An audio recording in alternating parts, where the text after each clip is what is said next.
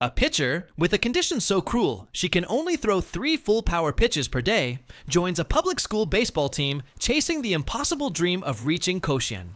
But the thing is, those 3 pitches might be the fastest anyone in high school baseball has ever seen.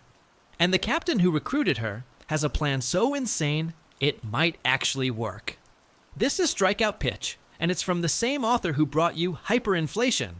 From the author of Hyperinflation comes a baseball story that opens with a rumor and a mystery. Late at night, while 2 players are practicing at the batting cages, one of them brings up the legend of the baseball club slasher. Supposedly, if you're out practicing after dark, a pitcher will appear out of nowhere and challenge you to a match. His buddy laughs it off, right up until a massive hooded figure steps out of the shadows behind him, glove in hand, trembling with excitement because the summer Koshien is close. This guy is enormous, wrapped head to toe in a hoodie and face mask, looking more like a horror movie villain than a baseball player. He tells the terrified batter straight up, he's here to challenge him.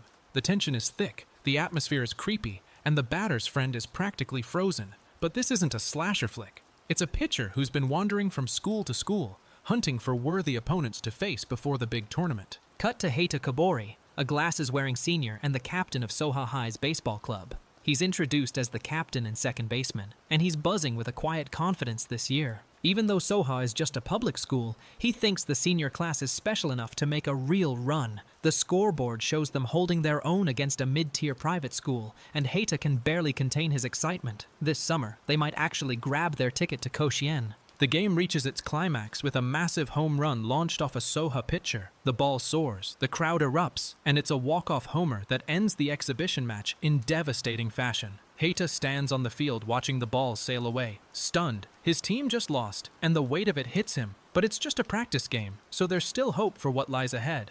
After the game, Heita tracks down the opposing player in the bathroom area to congratulate him. He introduces himself properly as the captain of Soha High and compliments the guy's home run. The other player laughs it off and says batting is his only real strength, but something about his expression shifts mid-conversation. Heita notices.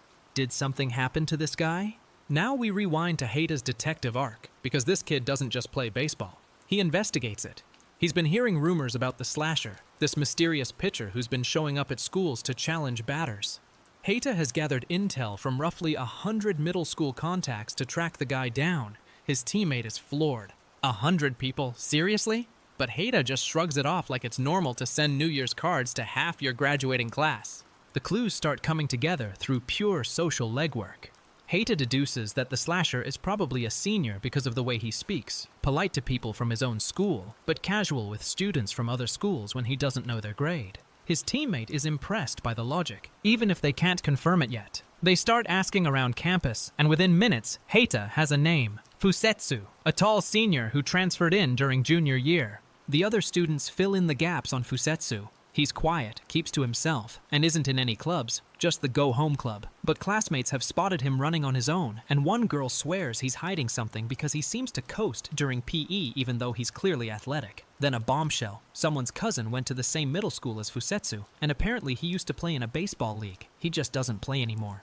Heita and Yoji corner Fusetsu after school during batting practice. Yoji smashes a ball into the net while Heita feeds pitches from a crate. They're clearly comfortable with each other. Yoji apologizes for dragging Heita into this, but Heita waves it off. Then Heita asks the real question.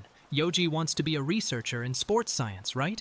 This school is academically solid, so it's a good fit for studying. But there's more to Yoji's story than textbooks. The conversation shifts to something deeper. Yoji's quiet ambition. He says he's not good enough to go pro, and that he knows it objectively, which Heita points out is actually proof of how skilled he is. Scouts have come to see Yoji play, but Yoji still catches himself dreaming about the big leagues sometimes. Meanwhile, the team is waiting on the slasher to show up at their school, but he's a no-show. Probably too cautious since they're from the same school. Then the slasher arrives in person, hooded, masked, and radiating intensity.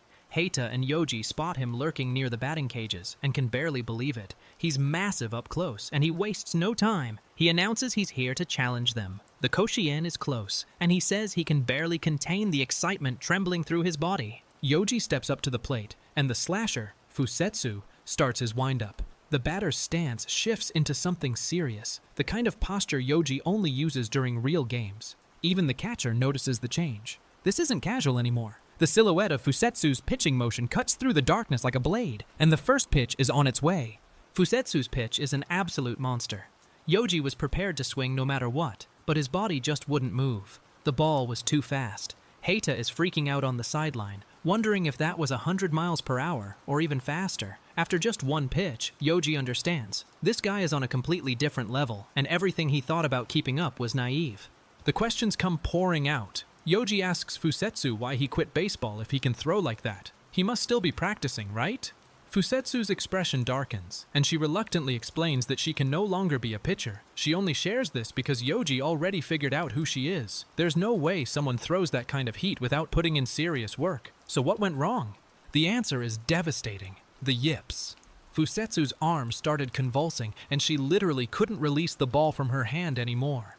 Heita recognizes it immediately, explaining that the yips are supposedly caused by changes in the brain and nervous system. Fusetsu wasn't pessimistic at first. She figured if she could just overcome it, she'd pitch again. She went to renowned doctors and underwent thorough examinations, searching for a cure. But the hope of a simple fix never came, and Fusetsu was left with a body that could only throw 3 pitches a day. That's not a pitcher. That's a ticking clock. Heita absorbs this information, and you can see the gears turning in his head. The limitation is absurd, almost cruel, but Heita isn't the type to hear a problem and walk away. The scene cuts to a tense game. Bottom of the 9th, 2 outs, bases loaded, full count. Heita is narrating a scenario to Fusetsu, painting a picture of the most pressure-packed moment in baseball. The crowd is roaring, the stadium is packed, and one more hit ends everything. He tells Fusetsu to just imagine it. What would it feel like to be the one on the mound in that moment? Fusetsu's eyes go wide as the vision takes hold. This is hope. Raw, painful, electric hope for a high school baseball career she thought was over. Heita has been searching for the final piece of the puzzle to get Soha to Koshien, and he believes Fusetsu's skill is a perfect fit. It doesn't matter that she can only throw 3 pitches a day. Heita has a plan. A Kyogo batter steps up and taunts the mound. If you can't strike me out, all that talk goes out the window. But Heita calls out to Fusetsu with absolute confidence. Sorry, but he's hitting this one. Fusetsu, standing calm on the field, tells him it's fine. There's no point if you hold back. The trust between pitcher and captain is already locked in, and the batter has no idea what he's walking into. Fusetsu winds up and delivers, and the ball explodes into the catcher's glove with a thunderous crack. The sound effect says it all. Kapow. The summer of the strikeout pitch begins now, and Heita's voice rings out across the field with a grin. Welcome to the Soha High School Baseball Club. A comeback in the bottom of the 9th. This is just the beginning, and Fusetsu's 3-pitch limit is about to become the most dangerous weapon in high school baseball.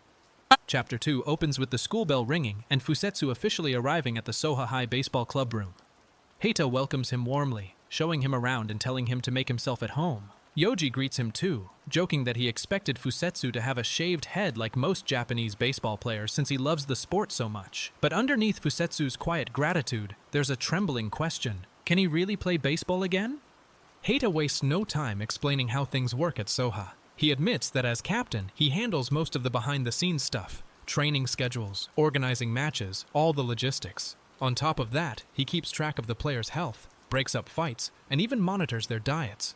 When someone calls him a nanny, he bristles, but it's clear this team runs on Heita's tireless organizational energy.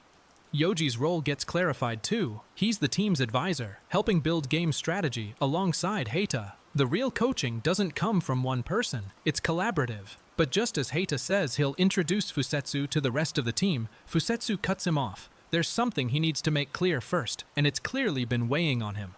Before that conversation can land, the scene jumps to the next day with practice in full swing. Heita addresses the whole team with captain energy, announcing that roster decisions for the final summer tournament are coming soon. Only 20 players will make the cut, and if you don't get on, you'll spend the summer in the cheering section.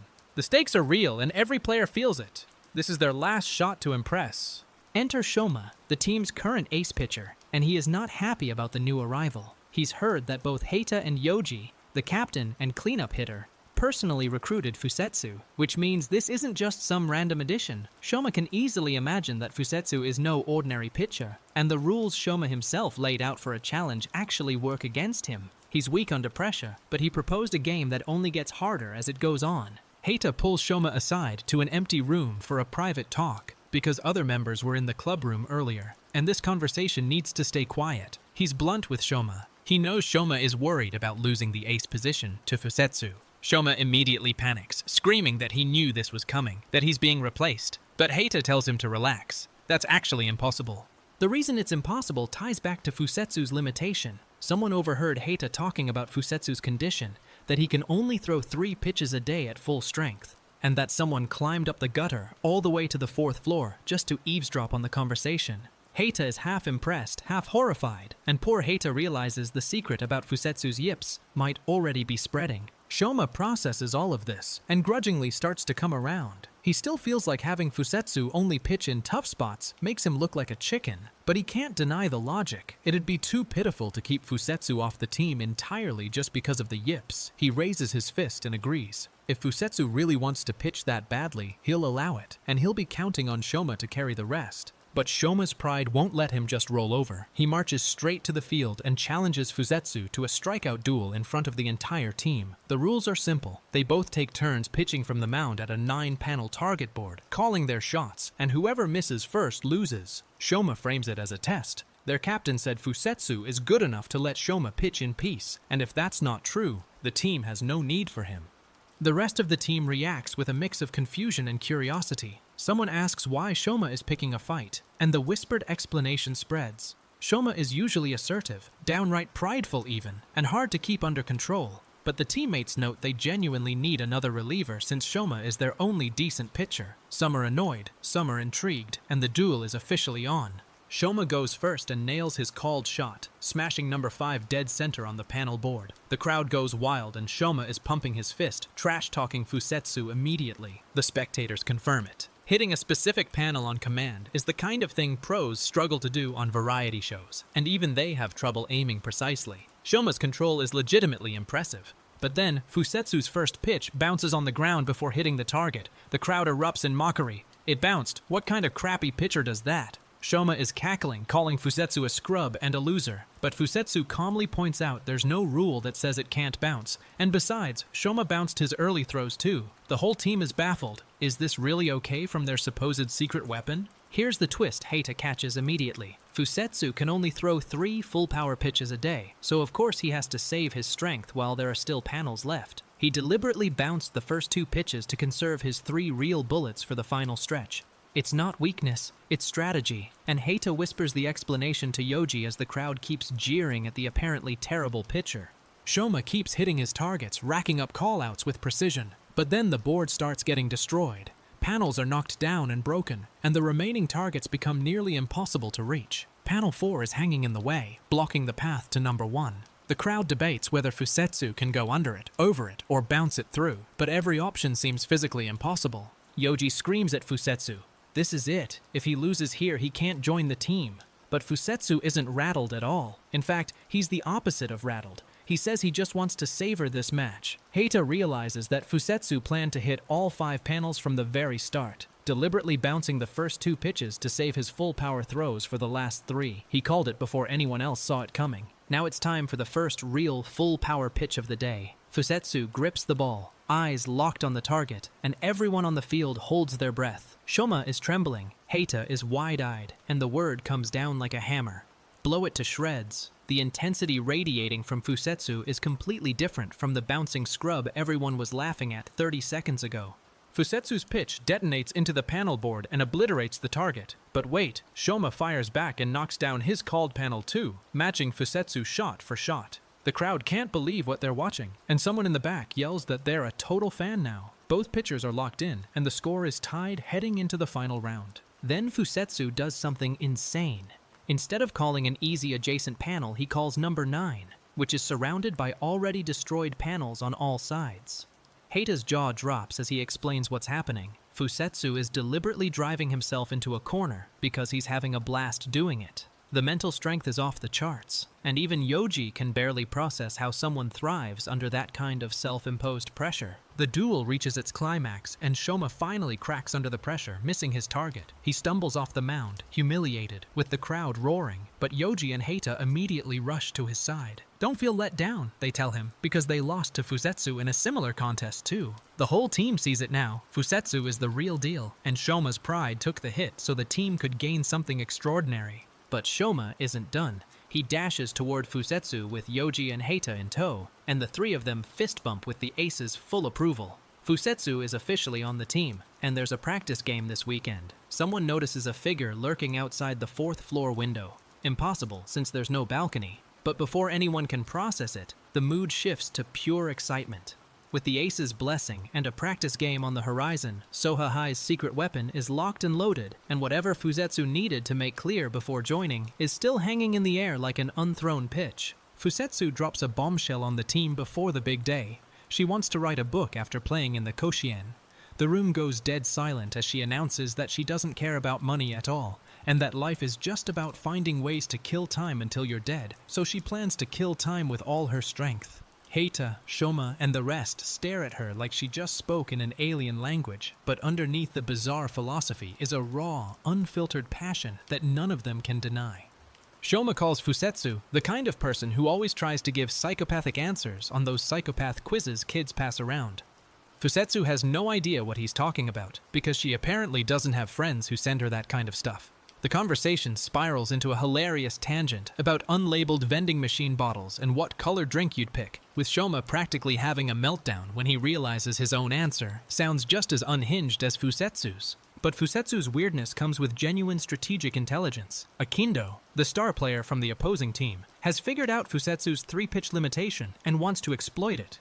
He's admitted to himself that getting a real hit off Fusetsu is basically impossible, so the foundation of his entire strategy is to use a cut-off swing to hit foul balls on purpose, draining Fusetsu's precious full-power pitches without ever putting the ball in play. The logic is devastatingly clever. In baseball, once you reach 2 strikes, you can't be called out on foul balls no matter how many you hit. So by deliberately fouling off Fusetsu's full-power pitches, Akindo can burn through all 3 of them, and then only face weak fluttering pitches after that. It's a perfect exploitation of the Yips limitation, and Akindo has clearly done his homework on Soha's secret weapon. Akindo didn't just theorize this plan. He practiced it obsessively. He went to the batting cages and spent hours learning to swing sooner, then make contact, then hit forward. The time jumps say it all. 1 hour later, 6 hours later. This guy grinded through an entire day of training just to develop a cutoff swing specifically designed to neutralize Fusetsu. The dedication is terrifying, and it shows he respects Fusetsu's ability enough to prepare like he's facing a monster. Now we rewind to how Akindo even got here. He overheard the secret about Fusetsu's 3-pitch limit by climbing up the school's gutter all the way to the 4th floor, just to eavesdrop. When confronted, he explains he was curious after watching the strikeout duel the day before. Heita is stunned. This guy scaled a building like a ninja just because he was intrigued by a pitching match he saw from a distance. Akindo's proposal is bold, a 1-at-bat game between himself and Fusetsu with the starting roster on the line. If he can get on base in a real game scenario, he wins. Shoma is furious about the audacity, but Fusetsu recognizes something in Akindo. He's got a good head for strategy, he takes bold action, and his reasoning is villainous but sound. If he were truly devilish, he would have just blackmailed them with the secret instead of offering a fair challenge. The crew sets up the challenge at a park, where they won't be interrupted. Fusetsu asks Heita to umpire since he's trustworthy, and Shoma gets assigned to first base. But there's a problem. For a batting challenge, they need a catcher, and they can't let the rest of the team know about Fusetsu's limitation. The solution is Yoji behind the plate, and the stage is set for a 1-at-bat showdown with everything riding on it. The first pitch comes in, and Akindo swings. Strike 1, but then he realizes something critical. A foul tip caught by the catcher counts the same as a swing and miss. He's been reading the official baseball rules and understands that just barely nicking the ball won't save him.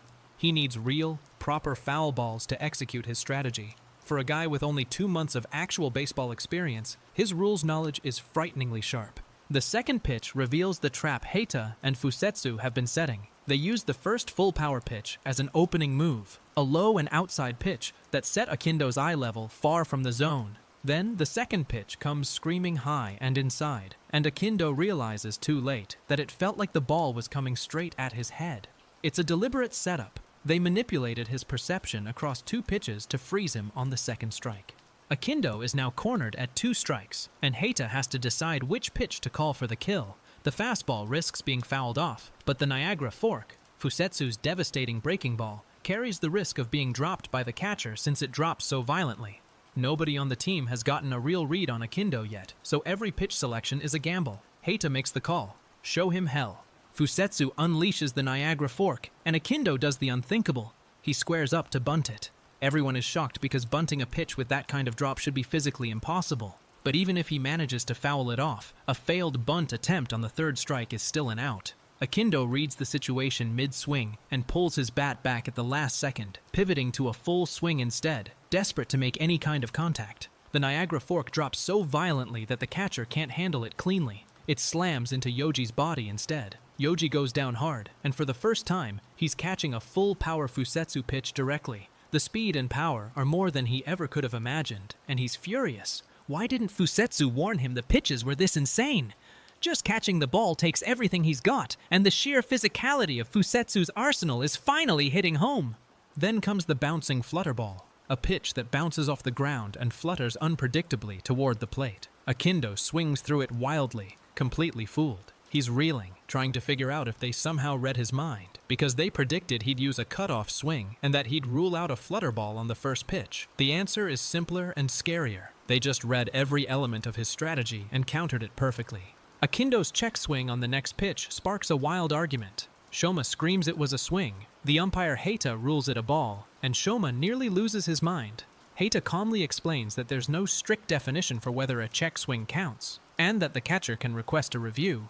But since Shoma isn't the umpire, he needs to be quiet. Shoma is livid, but even Akindo acknowledges that Heita thought this through when he made himself the umpire. With the flutterball now ruled ineffective for getting strikes, Heita shifts strategy. He tells Fusetsu to throw a full-power fastball since there's no point wasting flutterballs anymore. Akindo sees his chance. He can swing freely now to practice his cutoff swing without fear of striking out. But Heita has faith that with Yoji and Fusetsu on his side, they'll win no matter the odds, and the confidence radiating from behind that catcher's mask is electric.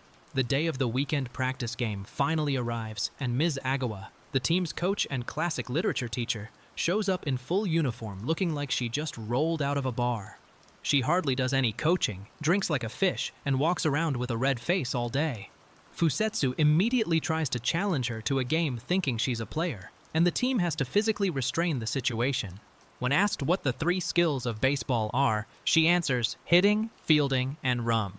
Despite the comedy, Ms. Agawa has her own way of motivating the team. She tells Fusetsu to take his sweet teacher to Koshien, which sends the rest of the squad into a rage. Get away from Heita, ride a bike or something. Fusetsu casually asks who they're playing today, and Heita breaks down the opponent, Isahara St. Therese Private Academy, or St. Therese for short. They're described in a few devastating words: the ultimate one-man team. The one-at-bat game against Akindo reaches its conclusion with a dramatic outcall. The physical difference ultimately made all the difference. Akindo's strategy was brilliant, his preparation was obsessive, but against Fusetsu's raw power and Heita's pitch calling, it wasn't enough. Akindo stumbles away from the plate knowing he gave everything, and Shoma pats him on the back saying he didn't need to do anything because Fusetsu handled it. But the real challenge is just beginning. Shoma is fuming about being told he was useless, and Akindo, despite losing, has proven he can think his way into the heart of any matchup. The practice game against St. Therese is about to start, and Fusetsu can only throw at full strength 3 times in the entire game.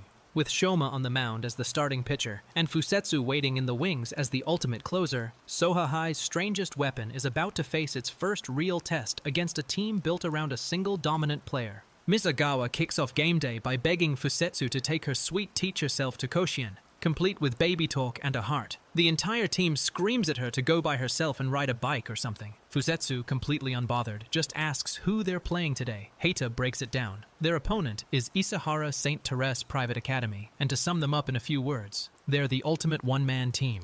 Taigu arrives at the field and immediately makes an impression by looking at Soha and muttering that it's another public school, so he can carry the team easy again. His own teammates are furious. He's supposed to be the hero standing up against powerhouse schools, not trash-talking weak opponents. There are rumors his behavior behind the scenes is awful, and the whispers are already spreading that St. Therese's golden boy might actually be a jerk. But the dysfunction runs deeper than attitude. Taigu's teammates confront him about his media image, saying they've had it with his tactics and the idiots who fall for them. Turns out, the whole one-man team narrative was deliberately crafted. Someone on St. Therese has been promoting that image to prepare for the summer tournament. The question is, who's the mastermind? And the answer catches everyone off guard. Fusetsu notices something crucial about the game setup. there's not a single spectator in the stands. Usually, media and scouts chase Kyuu to every game, but today, the bleachers are completely empty. That means St. Therese deliberately kept this practice game under wraps, and the reason becomes clear. They don't want anyone scouting their real lineup before the tournament starts. The mastermind behind it all is Kengo Masumi, St. Therese's freshman catcher. This kid calls Kyuu a fat pile of garbage to his face and tells him he had all the time in the world to get out of the way. He doesn't care what Kyuu is trying to do, doesn't give a rat's behind about his solo act. When Kyuu declares he'll win the game by himself and that base runners just distract him, Kengo simply says he won't waste his breath, but his cold fury says everything. Heita reveals the real bombshell. The lineup card has Kengo batting ninth. If a big home run hitter got defiant and refused to bat anywhere but leadoff, a smart coach would put the player with the highest on-base percentage in the ninth spot. That means Kengo is quite the player as a batter too, and St. Therese has been hiding him behind Taigu's flashy reputation on purpose. They're not a one-man team at all. Things just got a lot more interesting.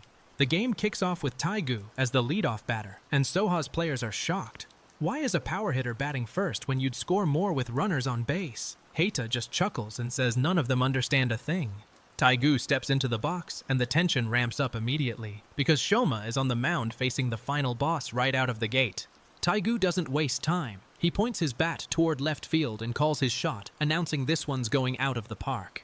His own teammates are mortified because they spent all that effort rebranding his image, and he's already insulting the opponent. Shoma is livid, screaming that if they want to make it to Koshien, they'll have to get through Soha first. The battle lines are drawn before the first pitch even crosses the plate. Heita lays out Soha's strategy against Kyuu. The simple approach would be intentional walks. Just don't pitch to him, and he can't hurt you.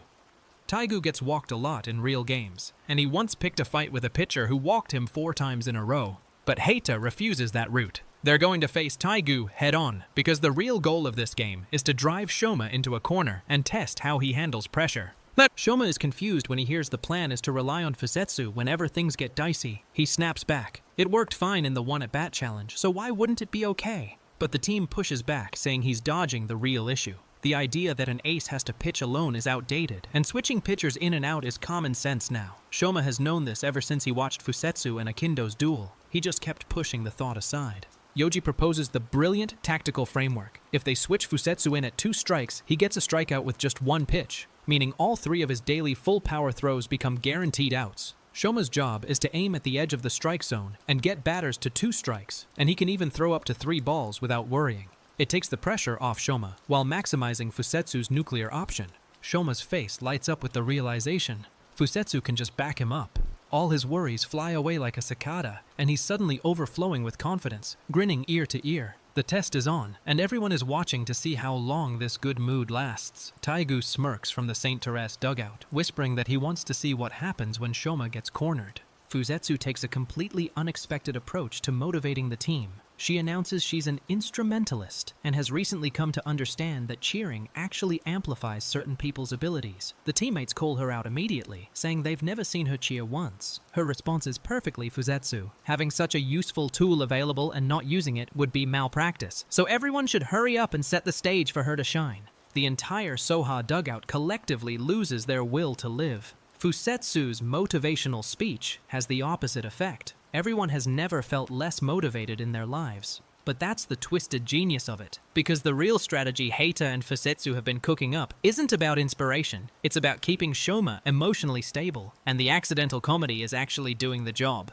Kyuu steps up to bat, and Shoma throws 2 fastballs right on the edge of the zone, but Kyuu doesn't even flinch. He sees through both of them perfectly, refusing to chase. Then Heita calls for a breaking ball that looks like a strike, but curves out of the zone at the end, and Kyuu takes that too.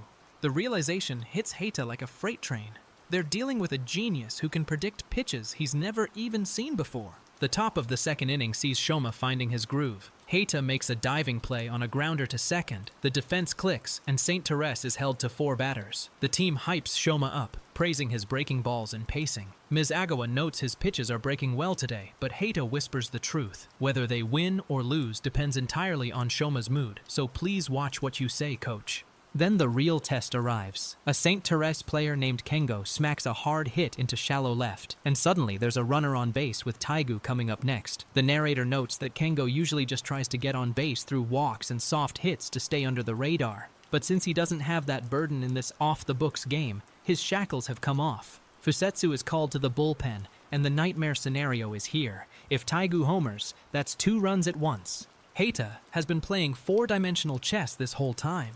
The plan was never just about winning the practice game. It was about using Fusetsu as bait to control Shoma's emotional state. By giving Shoma a safety net, they could push him into high-pressure situations and see how he responds without the fear of total collapse. The experiment in the top of the third is a rousing success. St. Teresa's offense is held to 0 runs, but there's a catch nobody expected. Fusetsu is in the dugout sniffing a rosin bag and begging to be switched in, visibly shaking with anxiety. The team's secret weapon, the person who thrives on pressure and drives herself into corners for fun, is in psychological distress because she desperately wants to pitch and hasn't gotten the chance yet. The strategy worked perfectly for Shoma, but it might be breaking Fusetsu. Soha heads to bat, and it's time for their lineup to face Taigu on the mound. He's pitching too, and his stuff is filthy. 2 Soha batters strike out without even swinging, completely frozen by his speed. Fusetsu yells from the dugout to at least swing the damn bat, and Heita notes the obvious. Their hitters were taking every pitch and hoping for a walk because Taigu's pitches are so wild. But Heita has other strategies in mind, and with Yoji's at-bat coming up, the cleanup hitter versus the monster pitcher showdown is finally here.